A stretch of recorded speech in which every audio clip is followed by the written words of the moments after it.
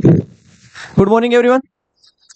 चलो आज के करंट अफेयर पर चर्चा करते हैं। आज है 4 जुलाई 2024। तो आज का जो पहला क्वेश्चन है वो इस प्रकार है, हाल ही में रॉयल चैलेंजर बेंगलोर के नए कोच और मेंटर किसे नियुक्त किया गया है? इनमें से कौन से खिलाड़ी हैं, भारतीय टीम के पूर्व कौन से खिलाड़ी हैं जिनको हाल ही में रॉयल चैलेंजर बेंगलोर यानी आरसीबी का नया कोच और मेंटर नियुक्त किया गया है?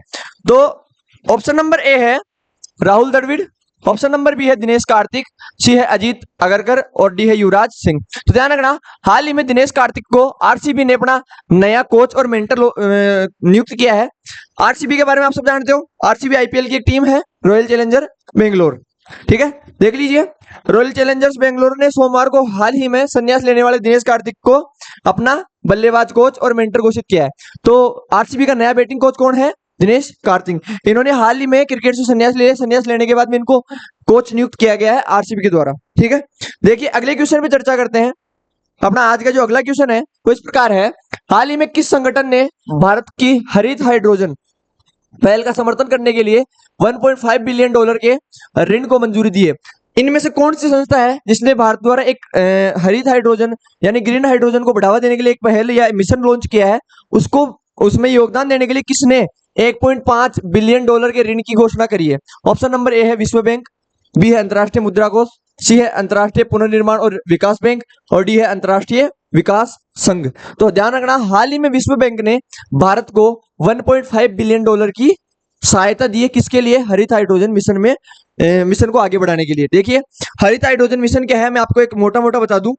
ग्रीन हाइड्रोजन एक H2 आप जानते हो, हाइड्रोजन को ग्रीन तरीके से यानी हरित तरीके से बिना पर्यावरण को नुकसान पहुंचाए, बिना कार्बन उत्सर्जन करे हाइड्रोजन का निर्माण करना ही हरित हाइड्रोजन कहलाता है, ग्रीन हाइड्रोजन कहलाता है। देखिए क्या है ग्रीन हाइड्रोजन, पहले तो देख लीजिए इसके बारे में एक बार।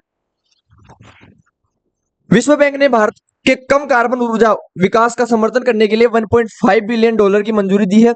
इस फंडिंग से ग्रीन हाइड्रोजन, इलेक्ट्रोलाइजर और अक्षय ऊर्जा को बढ़ावा मिलेगा। ध्यान रखना, जो ग्रीन हाइड्रोजन है उसका निर्माण इलेक्ट्रोलाइजर के द्वारा किया जाता है, यानी जल के द्वारा जल में से हाइड्रोजन अलग कर दिया जाता है और जल अलग हो जाता है, उसके द्वारा हाइड्रोजन का निर्माण होता है। और वो किस प्रक्रिया द्वारा होता है? इलेक्ट्रोलाइजर के द्वारा एक प्रक्रिया होती है इलेक्ट्रोलाइसिस, उसके द्वारा ये प्रक्रिया होती है जिसके द्वारा ग्रीन हाइड्रोजन का निर्माण होता है। देखिए ग्रीन हाइड्रोजन मिशन क्या है, इसके बारे में भी थोड़ा सा ध्यान रखने ला। सबसे पहले हरित हाइड्रोजन मिशन किसने लॉन्च किया है? इसकी नोडल एजेंसी कौन सी है? नवीन और नवीकरणीय ऊर्जा मंत्रालय। वर्ष 2030 तक का लक्ष्य रखा गया है कि वर्ष 2030 तक प्रति वर्ष कम से कम 5 बिलियन मीट्रिक टन हरित हाइड्रोजन, ग्रीन हाइड्रोजन का उत्पादन किया जाए। सीधा क्वेश्चन आएगा, भारत ने 5 million metric tonne green hydrogen उत्पादन करने का लक्ष्य कब तक रखा है? 2030 तक। मैं बता दूं, ये जो ग्रीन हाइड्रोजन मिशन है ये 2023 में भारत की जो कैबिनेट है, भारत की सरकार है, उसने लॉन्च किया था, मंजूरी दी थी। उसके बाद में ग्रीन हाइड्रोजन को बढ़ावा देने के लिए ये हरित हाइड्रोजन मिशन लॉन्च किया गया था। इसका जो नोडल एजेंसी है वो कौन है? नवीन और नवीकरणीय ऊर्जा मंत्रालय। इसके प्रमुख घटक कौन है? ग्रीन हाइड्रोजन ट्रांजिशन प्रोग्राम के लिए रणनीतिक क्रियाकलाप, इसमें क्या क्या किया जाएगा?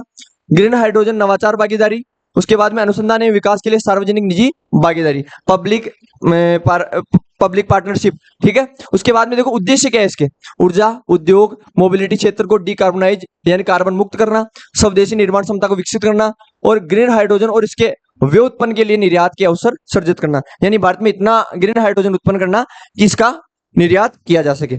ये पूरा का पूरा क्या था? ग्रीन हाइड्रोजन मिशन था। देखो हाइड्रोजन तथा हरित हाइड्रोजन, जो ग्रीन हाइड्रोजन, इनमें क्या अंतर है? हाइड्रोजन प्रकृति में सबसे प्रचुर मात्रा में पाया जाने वाला तत्व है, लेकिन ये अन्य तत्वों के साथ संयोजन में ही मौजूद होता है। इसे प्राकृतिक रूप से पाए जाने वाले यौगिक जैसे जल से अलग किया जाता है। मैंने अभी आपको बताया कि जो ग्रीन हाइड्रोजन है वो जल से अलग होता है। एक तो हाइड्रोजन हो जाता है, साथ में जलवाष्प बन जाती है, दोनों को अलग करके ही क्या बनाया जाता है? ग्रीन हाइड्रोजन बनाया जाता है। ठीक है, ये हो गया। अब अगले क्वेश्चन पे चलते हैं, पण यहां से आप इसको पढ़ लेना, पूरा ग्रीन हाइड्रोजन क्या है पीपीटी में मिल जाएगा आपको।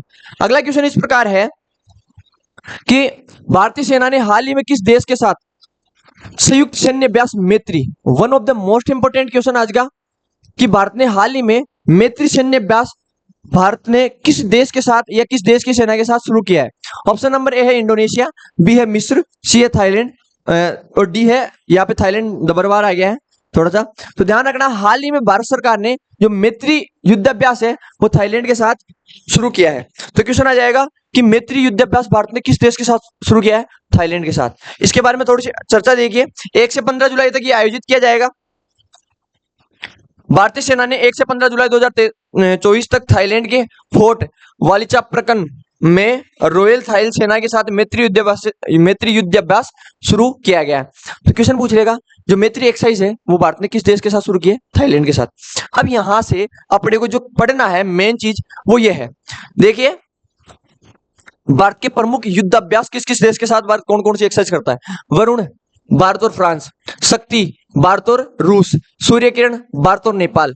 एक और मोस्ट इंपोर्टेंट क्वेश्चन यहां से भी क्वेश्चन पूछा जाता है कि जो सूर्य किरण युद्धाभ्यास है वो किसके साथ होता है? भारत का नेपाल के साथ। आगे देखिए, जाइमेक्स भारत और जापान, सहयोग के जिन भारत और जापान, गरुड़ शक्ति भारत और इंडोनेशिया। एक और इंपोर्टेंट क्वेश्चन है, यहां से भी क्वेश्चन बहुत बार पूछा गया है, लामित्य भारत और सेशेल्स, नसीम अल बहर भारत और ओमान, अल नागान भारत और ओमान। हैंड इन हैंड, ये भी क्वेश्चन पूछा जाता है कि भारत चाइना के साथ कौन सा युद्धाभ्यास करता है? Hand in hand. आगे देखिए, ओसिडिक्स भारत और ऑस्ट्रेलिया, प्रबल दोस्तिक भारत और कजाकिस्तान, उसके बाद में खंजर भारत और किर्गिस्तान। ये क्वेश्चन भी बार बार पूछा जाता है कि खंजर युद्धाभ्यास भारत किस देश के साथ करता है? किस देश के साथ करता है? किर्गिस्तान के साथ। मैत्री भारत और थाईलैंड, अजय योद्धा भारत और UK, United kingdom, Konkan Bharat और यूके। उसके बाद में डेजर्ट ईगल भारत और संयुक्त अरब अमीरात। ये क्वेश्चन भी इंपॉर्टेंट है, डेजर्ट ईगल। ये भी बार बार पूछा गया कि भारत किस देश के साथ डेजर्ट ईगल एक्सरसाइज करता है? भारत और यूएई, संयुक्त अरब अमीरात। अगले क्वेश्चन पे चलते हैं। आज का जो अगला क्वेश्चन है वो इस प्रकार है कि एनटीआर भरोसा पेंशन योजना, हाल ही में एनटीआर भरोसा पेंशन योजना शुरू की गई है, वो भारत के किस राज्य में शुरू की गई है? तो ऑप्शन नंबर ए है आंध्र प्रदेश, बी है गुजरात, सी है मध्य प्रदेश और डी है हरियाणा। तो ध्यान रखना, हाल ही में आंध्र प्रदेश सरकार की जो नई सरकार बनी है एनटीआर, उस सरकार ने एक पेंशन स्कीम लॉन्च की है, एनटीआर भरोसा पेंशन। ठीक है, अब मेरे को कमेंट बॉक्स में बता देना कि हाल ही में आंध्र प्रदेश में किस पार्टी की सरकार बनी है। ठीक है, ये आंध्र प्रदेश के नए मुख्यमंत्री है, आप सब जानते होंगे चंद्रबाबू नायडू को। तो हाल ही में जो लोकसभा चुनाव हुए उनके बाद में इनकी भूमिका पूरे देश में बहुत बढ़ गई है। ठीक है, तो ध्यान रखना, आंध्र प्रदेश सरकार ने एनटीआर पेंशन योजना लॉन्च करी है। आंध्र प्रदेश के मुख्यमंत्री चंद्रबाबू नायडू ने 1 जुलाई 2024 को राज्य में एनटीआर भरोसा पेंशन योजना की शुरुआत की है। उन्होंने 1 लाख लाभार्थियों को उनके घर पर व्यक्तिगत रूप से पेंशन पहुंचाने की एक स्कीम लॉन्च करी है। ठीक है, अगले क्वेश्चन पे चलते हैं। देखिए अगला क्वेश्चन है अपना, क्वेश्चन है हाल ही में किस देश ने यूरोपीय संघ की परिषद की अध्यक्षता ग्रहण करी है? इनमें से वो कौन सा देश है जिसने अगले 6 महीने के लिए यूरोपीय यूनियन की अध्यक्षता ग्रहण करी है? ऑप्शन नंबर ए है इंडोनेशिया, बी है हंगरी, सी है थाईलैंड और डी है, वापस थाईलैंड आ गया यहाँ पे, इसको भी थोड़ा काट देते हैं। ठीक है, टाइपिंग एरर। तो ध्यान रखना, हाल ही में हंगरी देश ने यूरोपीय यूनियन की 6 महीने के लिए, अगले 6 महीने के लिए वापस अध्यक्षता ग्रहण करी है। इससे पहले स्पेन था, स्पेन के बाद में कौन बन गया है? हंगरी, 6 महीने के लिए। देखिए इसके बारे में थोड़ी सी एक्स्ट्रा डिटेल, हंगरी ने 6 महीने के लिए यूरोपीय यूनियन परिषद की घूर्णन अध्यक्षता संभाल ली है, जैसा कि मैंने आपको बताया। इससे पहले कौन था? स्पेन। अब देखो यहां से ये तो क्वेश्चन आए ना है, यहाँ पे यूरोपीय यूनियन इंपोर्टेंट हो गया है, तो इसके बारे में क्वेश्चन पूछ सकता है। ध्यान रखना, यूरोप के देशों को मजबूत करने के इरादे से यूरोपीय यूनियन को बनाया गया था। तो यूरोपीय यूनियन में मुख्यतः सदस्य कौन है? यूरोपीय देश के, यूरोप महाद्वीप के जितने देश है ना वो। ठीक है, देखो इसमें कुल 27 देश शामिल है। इसका जो मुख्यालय वो कहाँ पे? ब्रुसेल्स में, और उसकी स्थापना कब हुई थी? 1993 में। यहां से ये क्वेश्चन पूछ सकता है, यूरोपीय यूनियन की स्थापना 1993, मुख्यालय ब्रुसेल्स, और इसमें कितने सदस्य देश है वर्तमान में? 27। ठीक है, ये क्वेश्चन पूछा जा सकता है। तो आज के जितने इंपोर्टेंट करंट अफेयर थे वो यही समाप्त होते हैं। यहां से कोई डाउट होता है तो आप बता देना। 2-4 कमेंट मैंने पढ़े कि सर तेज पढ़ाते हो, तेज नहीं पढ़ा रहे, जितने इंपोर्टेंट क्वेश्चन हो सकते हैं उन्हीं के ऊपर अपन चर्चा करते हैं। फालतू की जो डिटेल है या आपके ऊपर बोझ नहीं बने, इसलिए अदर डिटेल अपन नहीं पढ़ाते। ठीक है, और ये कंफर्म है आपके आने वाले एग्जाम्स में यहाँ से क्वेश्चन बन जाएंगे। धन्यवाद।